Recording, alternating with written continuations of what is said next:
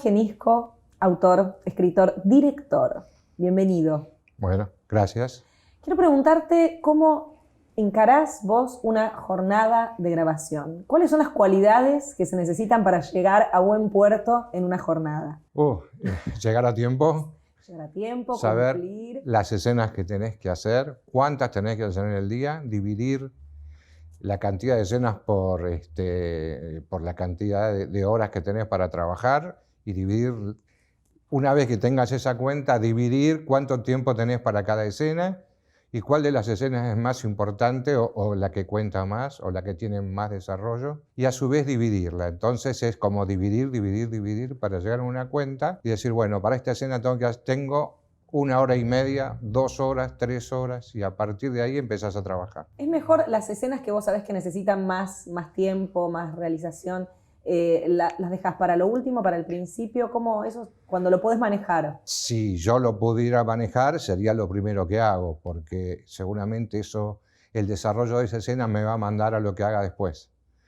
Y digamos, una vez que tengo la primera escena bien hecha, que era la más importante para mí, a todas las demás le doy un determinado tiempo. ¿Cómo es esto de estar trabajando con una producción que te exige tiempos concretos, presupuestos reales? ¿Cómo vas negociando? Porque es todo un arte también para el director que tiene que llevar la capitanía del barco. Tenés que ir negociando de manera permanente entre lo importante, lo urgente, lo que a vos más te interesa. Y bueno, eso es un poco el trabajo, poder determinar qué cosa es lo que quizás vos querés transmitir, en qué escenas y dónde ponerla en juego. No siempre se pueden ganar todas las batallas, así que hay que decidir qué batalla pelear. Y vos como autor, además que sos director, ¿cómo es el camino interno de un director sabiendo que lo que escribió, o sea, es tuyo y que lo vas a dirigir? Y también cuál es la diferencia en dirigir algo que no está escrito por vos. A mí me divierte mucho dirigir cosas que yo no escribí, porque para mí es como traducir el pensamiento de otra persona, pasarlo por mi tamiz y ver qué sale. Y me parece que es bastante más aburrido tratar de hacer algo que yo escribí, en la cual estoy imbuido y metido y pienso que lo que escribí es lo mejor del mundo y francamente, seguramente no lo es. Entonces, me interesa más que alguien haga lo que yo escribí y que yo puedo hacer lo que otro escribió. Te da como más objetividad de alguna manera. Me da una distancia en la que me permite ser crítico de lo que está escrito y poder abordarla desde otro ángulo. ¿Qué es lo que más disfrutás de tu laburo de director? Todo. Todo, la verdad que disfruto todo. Porque hay momentos de mucha tensión que pasa un director a lo largo del día, de la jornada. Sí, todo el trabajo es tensión, pero bueno, es así el trabajo. Cuando trabajas de manera industrial, que es lo que estamos haciendo nosotros, bueno, existen determinadas reglas y leyes en las cuales uno se rige, los tiempos, los costos de producción. Entonces, estás en permanente tensión. Creo que no hay día que no estés en tensión porque nunca llegás, porque el actor se enfermó, porque no estás muy de acuerdo con lo que está escrito. Digamos, siempre. El trabajo es un trabajo de tensión. Digo, también la flexibilidad en la adaptación de todo esto, la adaptación de que por ahí el guión decía una cosa y la producción, bueno, no consiguió el camión rojo que se necesitaba para la escena. Sí. Entonces, ¿cómo también das vuelta o ayornás lo que tendría que ser y al final no va a ser? Pero esa es la parte, quizás esa es la parte más interesante, ¿no? Cuando a veces las cosas... tenés dos maneras, o sos Superman y todo el mundo te trae cosas que vos pedís y vos decís, bueno, wow, qué bueno es esto, o lo inverso, es decir, no, esto no hay, ¿y cómo me arreglo? No sé. Es ahí cuando sale la creatividad. Es ahí cuando vos empezás a trabajar con lo que no podés tener, es cuando empezás a ser creativo. Te hago un ejemplo. Sí. Me quedaba muy poco tiempo en un programa en el que trabajamos juntos y tenía que hacer una discusión de un matrimonio que se desarrollaba por todo el departamento y francamente tenía 15 minutos para hacerla. Y entonces dije, si en la Nouvelle Vague le funcionó, quizás a mí me funcione. Entonces puse una cámara en un pasillo donde los actores lo único que hacían era entrar a cuadro y salir de cuadro, y la cámara quedó solamente encuadrando el pasillo y lo único que se escuchaba era el off, ¿no? Entonces, ese impedimento digamos, que me llevó a hacer eso, no por elección, pero al final lo terminó eligiendo, después fue valorado digamos, y comentado en todos los medios acerca de la buena resolución de esa situación, cuando en realidad fue fruto de una imposibilidad que era de contar de otra manera la escena. Esas magias son las que también aparecen en el set y que hace que sea tan mágico nuestro laburo, de alguna manera. Claro, es así. Que te dé el placer de... Si tenés todo, no puedes crear nada. La creatividad a veces tiene mucho que ver con la falta de cosas y no con lo que tenés.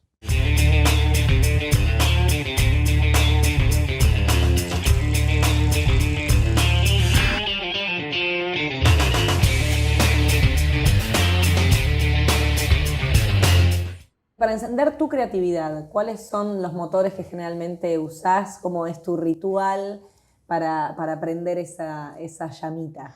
Se me ocurre, no sé qué, digamos.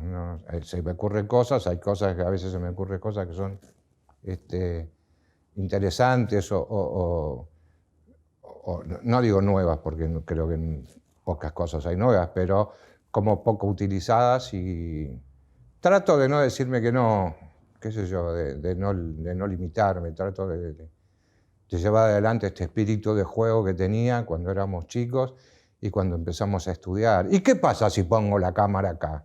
¿Y qué pasa si el actor, en vez de hacer toda esta escena de frente porque se emociona, yo la hago de espalda y él me va a odiar? Pero tengo el motivo, digamos, tengo un motivo por lo menos estético para hacerlo, o narrativo para hacerlo. Por lo menos para mí, a mí me sirve. El actor seguramente me odiará, como muchos. No te creas. ¿Cómo es siendo director, teniendo una carrera súper fuerte como director, escribir? ¿Vos sentís que condiciona tu escritura sabiendo cómo después la cabeza del director va a funcionar a la hora de poner esa apuesta? Me divierte mucho escribir cosas que sé que no voy a hacer yo el que las vaya a filmar. Que se arregle otro. Que se arregle otro. Sí, es muy divertido. Relajante, ¿no? También. Sí, y también esto de, bueno, me saco esto de encima, total, yo no lo voy a filmar o no lo va a filmar alguien.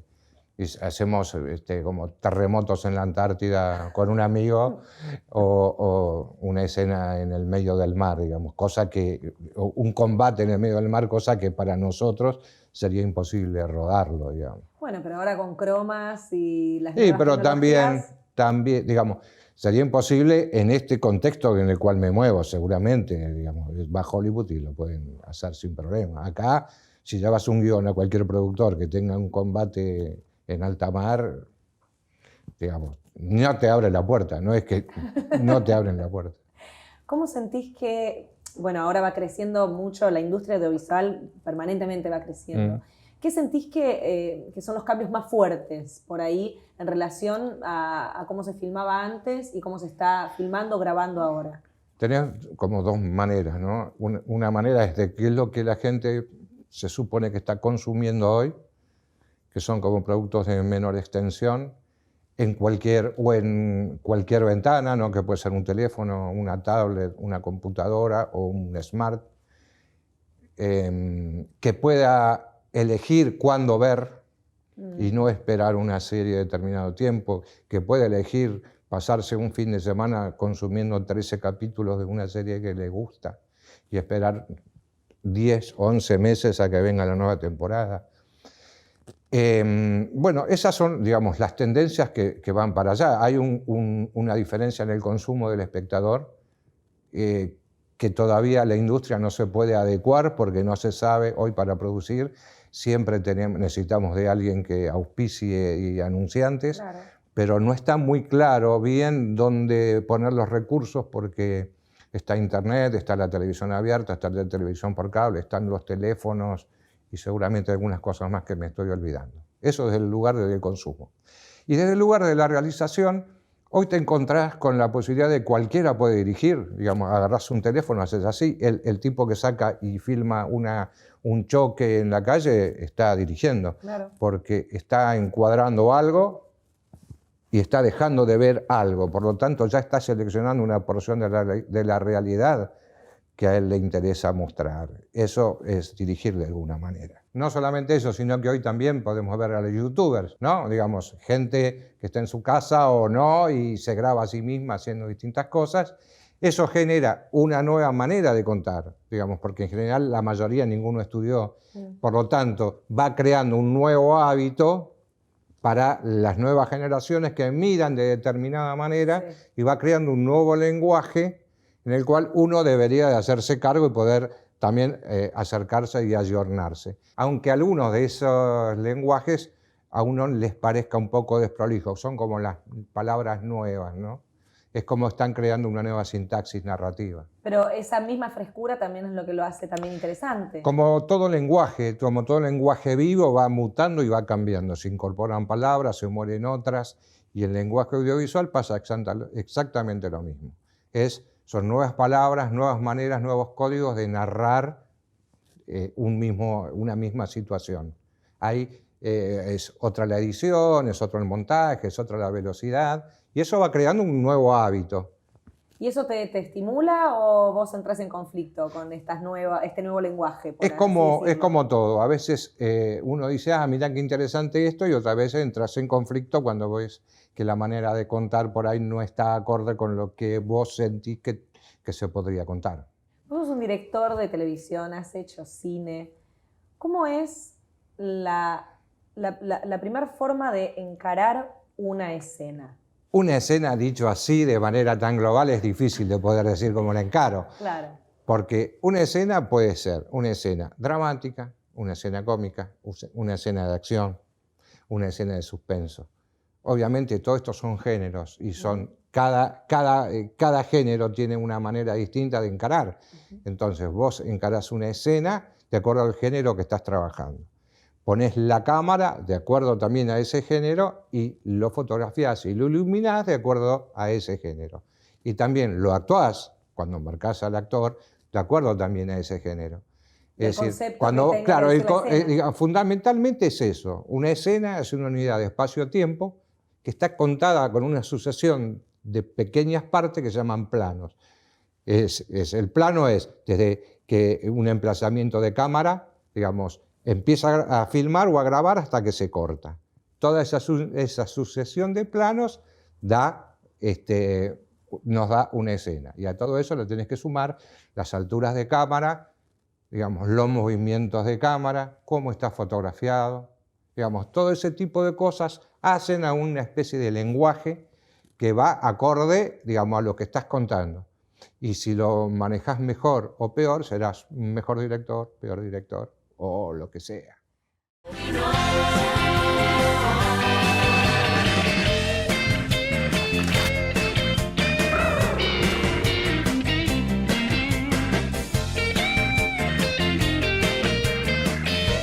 ¿Cómo podrías definir el rol de director en 3 palabras? Para mí el director debe ser un apasionado, debe tener una cuota de locura para poder crear algo y debe ser en algunos casos irreverente. También para todos los que están atrás de cámara. Claro. Y bueno, y después tener en cuenta, después de dicho todo esto, que obviamente voy a negar que lo dije, es como que, bueno, el director se encuentra con instrumentos que son todas las personas que están en un set, arte, fotografía, maquillaje, luz, cámara, asistentes, actores. Todos esos son instrumentos que el director va marcando el momento que entran y que salen, qué impronta le da el ritmo. Es quien, digamos, hace que todo el sonido, que todos los sonidos dispersos se transformen en melodía. ¿Y vos podés lograr... No.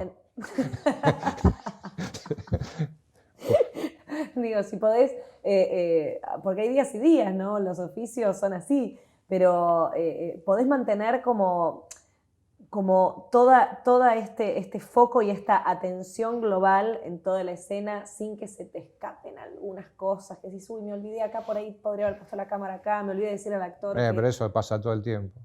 Cuando terminas de hacer una escena, generalmente te quedás pensando en lo que no hiciste o en lo que te equivocaste más que en los aciertos, ¿no? Por lo menos mi caso es ese. Por eso digamos, siempre voy con eso, ¿no? Uy, me equivoqué en tal cosa. Siempre puede quedar mejor, ¿no? Siempre la fantasía. siempre que pueda quedar mejor. Sí, sí, sí, seguro. Bueno, hay que seguir trabajando. Como digo entonces. siempre, esta escena bien dirigida es hermosa. ¿Cómo encarás una escena cuando estás bloqueado? Cuando estás sin ideas, por ahí no te levantaste creativo, y ¿cómo la abordás? Yo generalmente leo la escena y si no se me ocurre nada, trato de ocuparme de otra cosa. Hasta el mismo momento digamos, puedo leer un libro, puedo leer una novela en el mismo momento en que estoy rodando. En general busco distraerme de la situación para no estar todo el tiempo presionado con eso. Y cuando llega el momento de hacerla, hago lo que me sale en ese momento. Pero en general sucede que con el hecho de distraerme, no sé, no me presiono a mí. Le sacás solemnidad. Claro, y le saco también como importancia para que después pueda fluir. A veces me sale bien, digamos, y la resuelvo. Es difícil resolver muchas escenas en un día. Por eso. Con tan poco tiempo quizás de preparación. No es como preparar una película donde la tenés pensada, casi plano a plano, que yo nunca respeto porque siempre digo que si no se me... Digamos, ¿cómo era? Un asistente mío en un momento escribió una frase que él dijo que dije yo, y yo no me acuerdo, que es, si cuando llego al lugar no se me ocurre nada, filmo lo que pensé. Y tengo anécdotas, por ejemplo, en Epitafios, el último capítulo de Epitafios, fui una semana antes, mientras Alberto Lecchi dirigía el capítulo anterior, bueno, yo estaba en la pre, entonces fui, miré el lugar, era casi la última escena, entonces dije, bueno, voy a poner la cámara acá y voy a hacer esto, y, ok. El día del rodaje generalmente llego un poco antes, llegué media hora antes y empecé a mirar y ya había filmado algo con anticipación, por lo tanto tenía como otra carga. Claro. Y cuando llega el director de fotografía, le digo, ¿te acordás lo que pensamos? Sí, no voy a hacer nada. Entonces le dije, y se quería matar, ¿no? Voy a poner la cámara acá, voy a hacer esto, voy a poner un carro acá. Y me dice, mira, te odio, esto no se hace, pero ¿sabés por qué lo voy a hacer? ¿Por qué lo voy a hacer? Porque es mucho mejor de lo que pensamos antes. Bien. Y fue así. La verdad que una de las últimas escenas de Epitafios estaba pensada de otra manera y la resolución se resolvió en 45 minutos, pero obviamente con todo lo que yo había pensado antes se había desechado. Y bueno, o sea que hay algo de la teoría esta de que lo segundo que se piensa también es a veces lo que vale, sí, no el primer impulso. No, claro, a veces sí, a veces no. A veces sí, a veces no. En este caso, el hecho de llegar a un lugar en seco, digamos, sin nada atrás, sin haber filmado nada antes, no estás manchado de lo que hiciste, Claro. No estás involucrado con lo que hiciste antes, sino con... Pero cuando yo llegué a eso ya había hecho otras cosas de ese capítulo. Entonces lo empecé a retocar en función de lo que yo ya había hecho, ¿no? ¿Cómo llegas a hacer cine? ¿Cómo llega esto de ser realizador en tu vida? Desde que era muy chiquito tenía un proyector que se llamaba Cinegraph, que proyectabas como una especie de diapositivas, pero en papel. Y en un momento empecé a recortar papel de calcar, porque eso era lo que más o menos las películas se hacían. Y yo agarraba los cuadraditos y dibujaba con una fibra los dibujos y después los ponía, recortaba, hacía una especie de película larga, cuadro a cuadro. Cine 1 era eso. Claro, entonces las miraba en la pared de mi casa mientras proyectaba tendría 9 años, 8, 10, ¿no? Entre los 8 y los 10 años. Después recortaba las historietas y con una caja de zapatos hacía una ventanita y pegaba las historietas a lo largo, y entonces en vez de leerlas así, no, las leía como si fuera una pantalla de televisión, una cosa así. Y después empecé a estudiar cine, y bueno, después terminé la carrera cinematográfica, empecé a trabajar. Después me sedujo la televisión. En realidad yo quise estudiar cine para hacer cine para televisión, que en esa época había películas para televisión, y, Claro. y bueno, nada, así fue.